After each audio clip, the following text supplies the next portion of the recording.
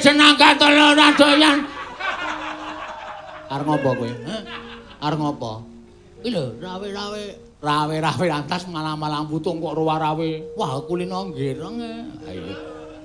Rawe-rawe antas malang-malang putung. Kula mboten nrimakaken ing ngatasipun Semar ming buta kayu jati sithik. Panjenengan tau tate dimong karo Semar, tau tate dimban karo Semar, kok ora maringake. Niku ateges sampean ratu sing pelit, ratu sing cetil. Piye?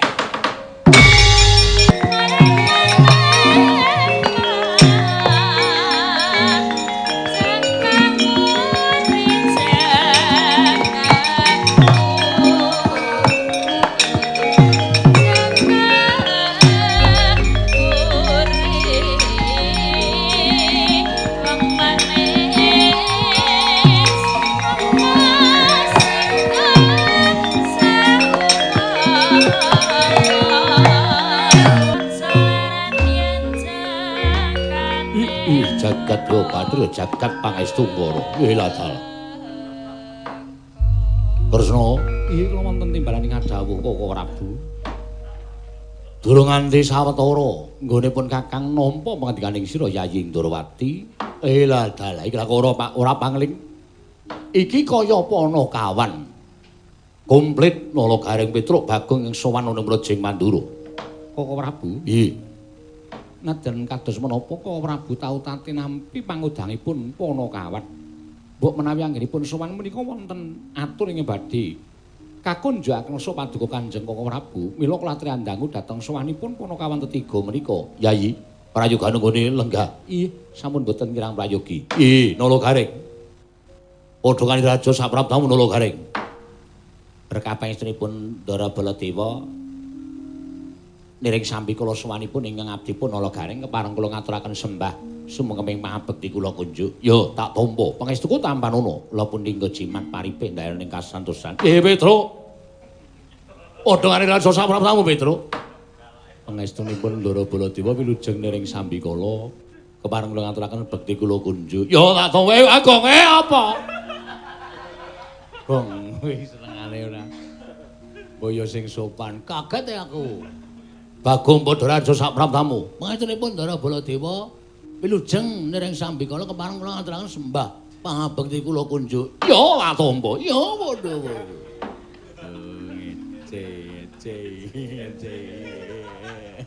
Truk pasusu e. Garem. Masalahe kok. Oh ya. Truk. Engko nek gedhe.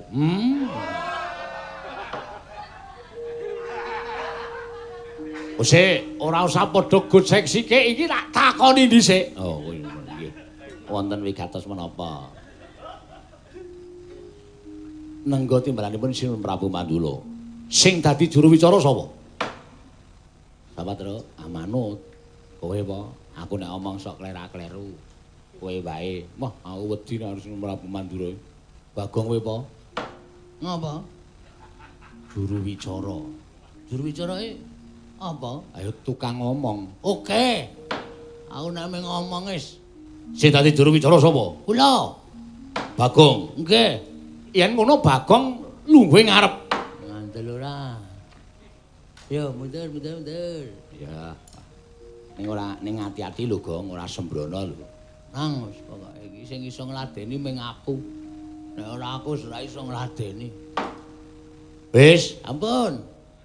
Saiki aku tak takon. Nggih. Apa sebabe kok dadi gruduk tekan negara Mandura? Apa ya, Tru? Ambo, aku iki juru wicara kok radong. Juru wicara ki wis ngerti wigatine apa karepe apa. Menika ngaten sinuwun. Kepareng ngaturaken tebah Siti Sekol bilung teling kron kula papuran tambah bilih wonten patulan nggih kula munjatun sapa paduka Gusti kula sing nata Prabu Baladewa. Ya, ora dadi ngopo. Ing sepisan kula ngaturaken sembah pangabekti Petruk Gareng ngaturaken sembah pangabekti ugi sejatosipun sowan kula mboten saking pikajengan kula piyambak. Namung kula menika dipun utus dening Bapak Semar. Lho, bapakmu Semar? Nggih, bapak kula Semar. Dong ora sembrono kok ndak nek kono nesu bahaya. Santai. Bapakmu kok anak-anake tekan Goro Mandura ki wigatine apa? Ah menika ngaten sing. Bapak Semar menika di masa pandemi menika damel kegiatan. Kegiatanipun mboten sami kejawi namung damel padepokan. Lho, bapakmu gawe padepokan. Nggih. Lah, wigatosipun padepokan menika dipun damel menika kagem papan panglempahipun para kawula supaya ing mriku mangke saged wonten kegiatan-kegiatan ingkang sipatipun positif.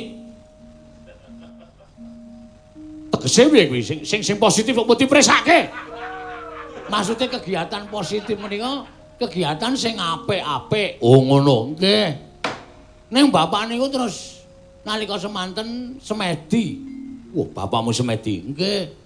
Bapak semedi entuk sasmitaning Jawata jarene saka guru salah sijine padepokan niku kudu dibangun nganggo wujude nggih menika kayu jati wangi. Kayu jati wangi. Bener ta, Tru? Heeh. Minyak wangi apa kayu jati? Minyak wangi anu kayu jati. Kayu jati wangi sikinarya saka guru padepokanipun Bapak. Monggo ngendikanipun Bapak sing kagungan kayu jati wangi menika namung Prabu Baladewa. Awit menika tukul wonten sak pengeripun negari ing Mandura, wonten ing mapanipun wonten ing Astana Gadamadana. Kayu jati menika panci ageng sanget amargi rumiyin ingkang nanem inggih menika Pak Tani.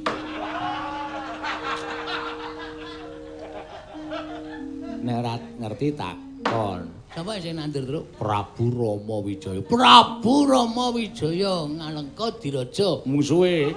Iki mungsuhe.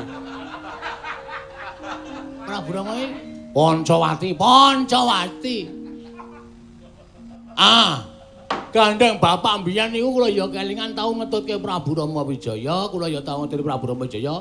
Ala apa? Nek kula niku mung njaluk ora ketang pang sithik dienggo syarat ditresepke teng saka guru supaya wis dadi syarat dumadine wujude padepokan sing diajeng dibangun dening Bapak Semar. Mekaten menggah wigatosipun lampah kula jam pira, Tru? 9:30 liwat. Hah? 9:30 liwat.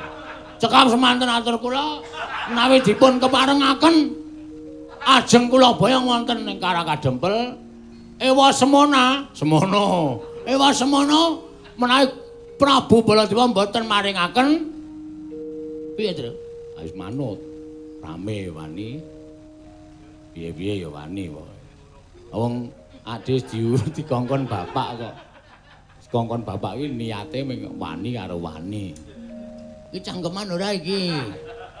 Kowe mung ngurup-urup. Bareng geger engko kowe mung mlayu, ora niat tenan. Oke. Nek sinuwun Baladewa mboten maringaken Rawarawe jeneng katelo ora doyan. Arep ngopo kowe? Hah? Arep ngopo?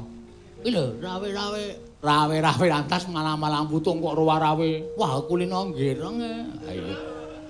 Rawe-rawe lantas malang-malang putung. Kula mboten nrimakaken ing atasipun Semar ming buta kayu jati sithik. Panjenengan tau tate dimong karo Semar, tau tate dimban karo Semar, kok ora maringake. Niku ateges sampean ratu sing pelit, ratu sing cetil. Piye?